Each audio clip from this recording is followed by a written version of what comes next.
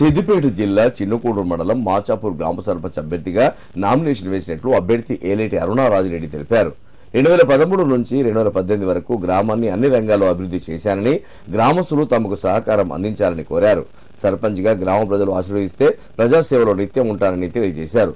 గ్రామస్తులు ఆలోచించి తనకు ఓటు వేసి గెలిపిస్తే నిత్యం ప్రజాసేవలో ఉంటానని విజ్ఞప్తి చేశారు. నామినేషన్ వేసే ముందు పోచమ్మ తల్లి దీవెనలు తీసుకున్నట్లు తెలిపారు. ప్రజలకు నమస్కారాలు తెలియజేస్తూ గ్రామ పంచాయతీ సర్పంచ్ డిసెంబర్ 14 ఆదివారం రోజు సర్పంచ్ ఎన్నిక ఉన్నందున నేను ఏలేటి అరుణారాజారెడ్డి మన గ్రామానికి 2013-18 సంవత్సరంలో సర్పంచ్గా మీ అందరి మన్ననలు పొందినాను. మీరు చూపిన ప్రేమాభిమానాలతో గ్రామంలో అందరి సహకారంతో అభివృద్ధి పనులను పూర్తి చేశాము.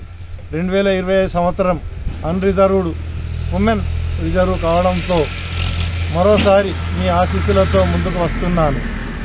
ఊరిలో రైతులందరూ వ్యవసాయంపై ఆధారపడిన వారే.